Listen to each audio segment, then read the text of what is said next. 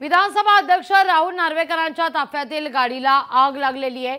नार्वेकरांच्या ताफ्यातील पायलट गाडीला आग लागलेली आहे। कुलाबा इथल्या कार्यालयाबाहेर गाडी शॉर्ट सर्किट झालं आणि ही घटना घडली। विधानसभा अध्यक्षांसह गाडीतील सर्व पोलीस सुखरूप असल्याचं कळतंय। अधिवेशनात याच गाडीचे ब्रेक फेल झाल्याची तक्रार करण्यात आलेली होती। नादुरुस्त गाडी विधानसभा अध्यक्षांच्या ताफ्यात का दिली हा सवाल आता या निमित्तानं उपस्थित होतोय। या सगळ्याचा आढावा घेतला आमचे प्रतिनिधी चेतन ननावरे यांनी।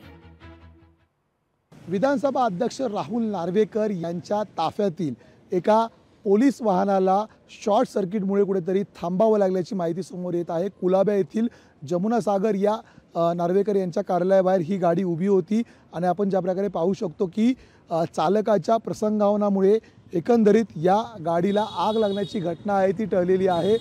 याच गाडीचा कुठेतरी अधिवेशन काळात ब्रेक फेल झाल्याची ही माहिती यापूर्वी समोर आलेली होती। मात्र ही नादुरुस्त गाडी दुरुस्त करून पुन्हा एकदा वापरात येत होती। मात्र आता पुन्हा एकदा या गाडीमध्ये शॉर्ट सर्किट झाल्यामुळे कार्यालयाबाहेरच ही ताफ्यातील गाडी सोडून जाण्याची जी वेळ आहे ती अध्यक्षांवरती आलेली होती आणि एकूणच अशा प्रकारची नादुरुस्त गाडी विधानसभा अध्यक्षांसारख्या महत्त्वाच्या व्यक्तीच्या ताफ्यामध्ये का ठेवण्यात आली असा प्रश्न आता उपस्थित करण्यात येत आहे। आणि एकूणच या प्रकरणाची आता चौकशी होणार का या संदर्भातही चर्चेला उधाण आलेलं आहे।